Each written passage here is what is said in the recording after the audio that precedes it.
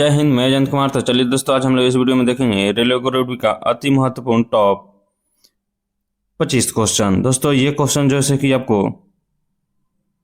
2, 3, 4 और 5, 6 फरवरी को एग्जाम हुआ है, उसी पैटर्न पर दोस्तों ये आधारित है। तो जिनका भी 7, 8, 9 और 10 फरवरी को एग्जाम है, उनके लिए ये क्वेश्चन जैसे कि रामबाण रहने वाला है। तो चलिए दोस्तों देखते हैं पहला नंबर क्वेश्चन। और पहला नंबर क्वेश्चन देखने से पहले आपसे एक छोटा सा रिक्वेस्ट है कि यदि इस चैनल पर नए आए हैं तो चैनल को सब्सक्राइब कर ले और बेल आइकन प्रेस कर ले। तो चलिए दोस्तों देखते हैं पहला नंबर क्वेश्चन। और दोस्तों इस वीडियो को लास्ट तक जरूर एक बार देखें। तो देखिए पहला क्वेश्चन क्या कर रहा है। कह रहा है कि कोशिका सिद्धांत जो है उसके अनुसार सभी जीव बने होते हैं। तो किससे बने होते हैं दोस्तों? तो ये बने होते हैं कोशिकाओं से। तो ऑप्शन सी राइट हो जाएगा।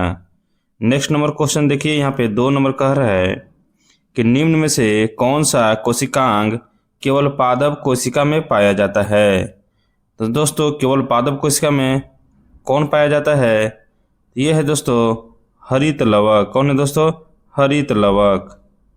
चलिए आगे बढ़ते हैं, अगला क्वेश्चन देखते हैं। अगला क्वेश्चन कह रहा है यहाँ पे कि केंद्रक का मुख्य कार्य क्या है। तो क्या है दोस्तों? तो ये है आनुवांशिक नियंत्रण। ऑप्शन सी राइट हो जाएगा। 4 नंबर क्वेश्चन देखिए, यहाँ पे कह रहा है कि किस कोशिकांग में राइबोसोम चिपके रहते हैं। तो किस कोशिकांग में दोस्तों राइबोसोम चिपके रहते हैं बताएंगे। तो ये दोस्तों खुरदरा ईआर में। चलिए आगे बढ़ते हैं, अगला क्वेश्चन देखते हैं। देखिए 5 नंबर क्वेश्चन क्या कह रहा है। कह रहा है कि वेक्यूल का प्रमुख कार्य क्या है। तो वेक्यूल का प्रमुख कार्य क्या है दोस्तों? तो ये है भंडारण व दाब बनाए रखना।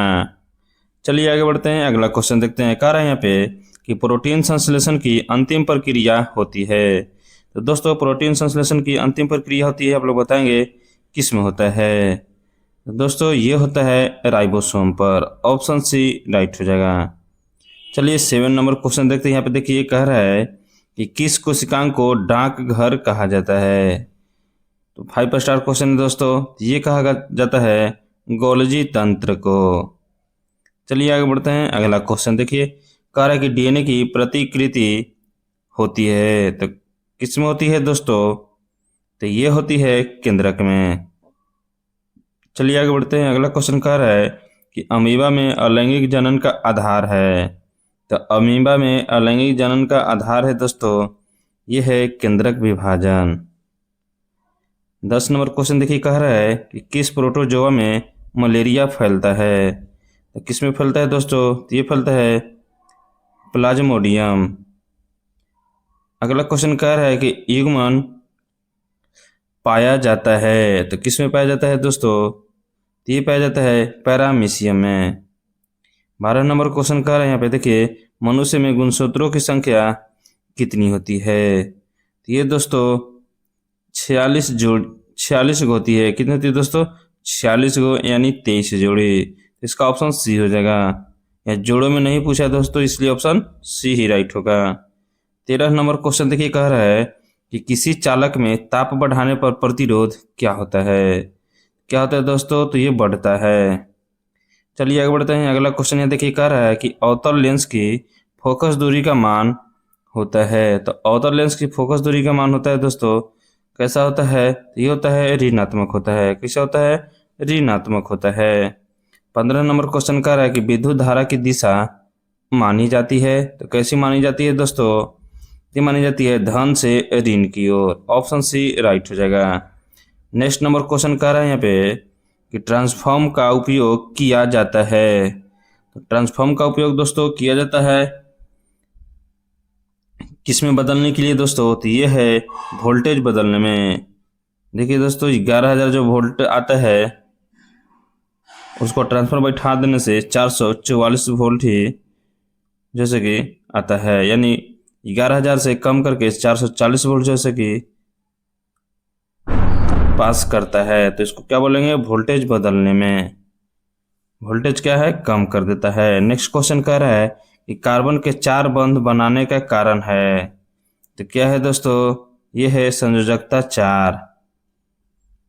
चलिए आगे बढ़ते हैं। अगला क्वेश्चन कह रहा है कि निम्न में से कौन सा अधातु है। तो कौन सा अधातु है दोस्तों, तो ये है गंधक। नेक्स्ट नंबर क्वेश्चन देखते हैं। 19 नंबर कह रहा है कि धातु की सतह पर जंग लगना क्या कहलाता है। तो क्या कहलाता है दोस्तों, तो ये कहलाता है, क्या कहलाता है, ऑक्सीकरण कहलाता है। चलिए 20 नंबर क्वेश्चन देखते हैं। देखिए कह रहा है कि ब्रोमीन जल किस यौगिक से बेरंग होता है। तो ये दोस्तों एल्किन से बेरंग होता है। 21 नंबर देखिए क्वेश्चन कह रहा है कि अर्धसूत्री विभाजन का परिणाम क्या होता है। तो दोस्तों ये होता है 4 असमान कोशिकाएं। ऑप्शन सी राइट हो जाएगा। देखिए यहाँ पे 22 नंबर क्वेश्चन कह रहा है कि कोशिका झिल्ली की प्रकृति कैसी होती है। तो दोस्तों ये जो है से कि अपरागम्य होती है। कैसी होती है, अपरागम्य। 23 नंबर क्वेश्चन देखिए कह रहा है कि आवर्त सारणी में समान रासायनिक गुण होते हैं। तो आवर्त सारणी में दोस्तों समान रासायनिक गुण होते हैं, तो ये जो है से कि समूह कहलाता है। चलिए 24 नंबर क्वेश्चन देखते हैं। कह रहा है कि जैव विविधता उत्पन्न होती है।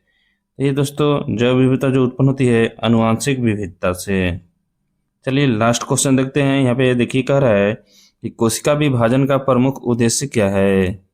तो क्या है दोस्तों, आप लोग बताएंगे इसका राइट आंसर क्या हो जाएगा। तो यह है वृद्धि व मरम्मत। तो ऑप्शन बी राइट हो जाएगा।